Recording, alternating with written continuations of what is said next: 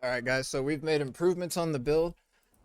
I figured out how to make the SOAR version of the build work that we were looking at yesterday. It's not better than just the plain version. As you can see, not long after I uploaded a video, some other people put out videos about this build because it's just fun, alright? Um, but we're going to go ahead and go with what I've got going for this version of the build. It's not complete yet. We need to level up some more. Um, get a couple different pieces of gear, but it works for now.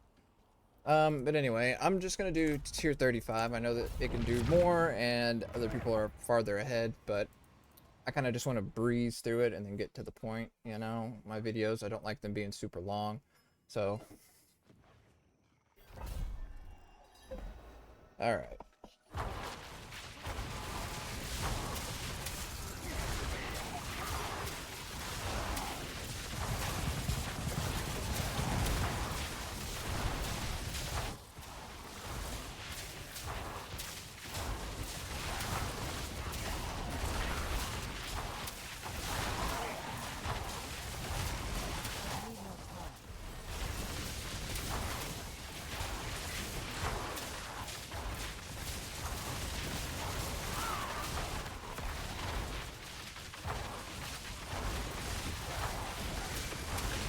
You can see you're doing a lot more damage compared to yesterday, though.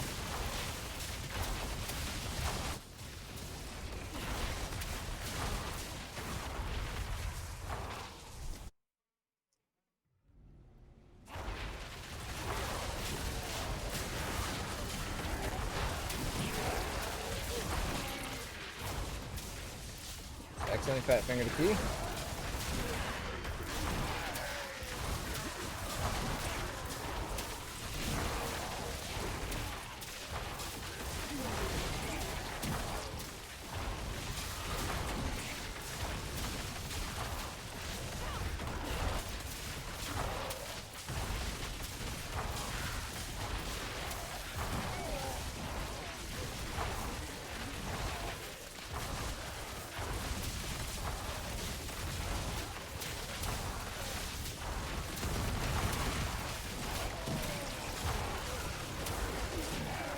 I will warn you guys, this is a very annoying noise.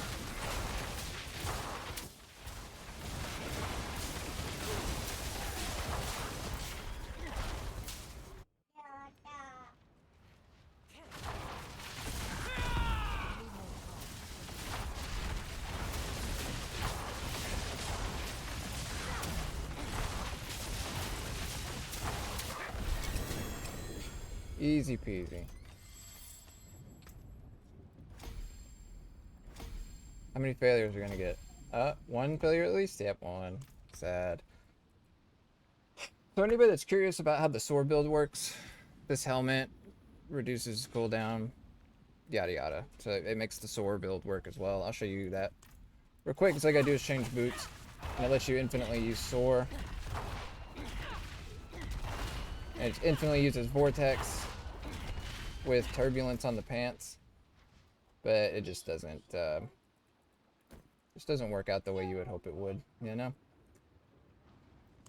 Okay, so build wise, as always, start with the gear. Of course, we got the loyalties mantle so that the bonuses of skills are 100% potent as long as they share. Uh, Spirit Hall, there we go. I don't think this is the best helmet for this build, and I'm going to explain to you why. I think that if you can get Helm of Perdition, it's way better. Helm of Perdition, assuming they haven't changed it much since the beta, or the public testing. I still don't have anything particular on here. A curse touch on the gloves just to ensure that everything stays vulnerable at all times, even though dashing through them makes them vulnerable. Also, the stored up souls do a lot of damage. Ignore vortex size, that doesn't really matter, that's just kind of what I got stuck with. Dexterity, max life, and armor. Same thing here, dexterity, max life, but then movement speed. Casting an eagle skill inside mystic circles empowers them to move towards you and deal lightning damage when you evade. You can choose something else if you want to. I just like it a little bit of extra damage. And then I have turbulence on the pants because soar is still 6.61 seconds right now, and it's a good pixel pull. And I use soar to make me unstoppable now. for the damage from the passive that we'll get to here in a minute. Not the temper, but the ruins I use on here, it's just Horde Decrepify because it lets you execute the weaker enemies, and it also slows them to guarantee that things are crowd controlled. I know that there's various other ways that they're crowd controlled throughout the build, but this is just the most consistent way to keep that crowd controlled. And I just don't have ruins for a second one. None of these are very good. We have Moonrise on the amulet. What is this? The redirected force. Sorry, like my brain is just right now. With plus eagle damage on it. I don't have another one on it yet. I don't know what to put right now. Probably Thunderspike size. And then Conceited. Which the only way that we have to get Barrier right now is actually... wow, I don't even have it up there. So Conceited's doing nothing right now, and this thing still slaps. You can put Adaptability there instead if you don't want to use this. I'm hesitant about using this, but we will anyway. Probably taking points out of that. And up here. But you want to have at least 1 point into this. Counterattack to give us 100% dodge chance. Or it gives us 10% dodge chance passively, but when we use it, you dodge all direct attacks. I don't know if it actually gives you 100% dodge chance, but it's just good for dodging damage and Armored Hide just to give us unstoppable. We have prioritized becoming unstoppable for unrestrained power. Anyway, Vortex, oh, there's where the other points can come from. Derp, derp, derp. There's a lot of spare points. Anyway. So, here is just from the sword build with some leftover points. Just ignore that. We want to go here because we want sword to make us unstoppable. That gives us extra damage with this here, unrestrained power. So this makes us unstoppable. This makes us unstoppable. Our ultimate makes us unstoppable. And we use the Seeker to get 4 of them to just constantly be unstoppable.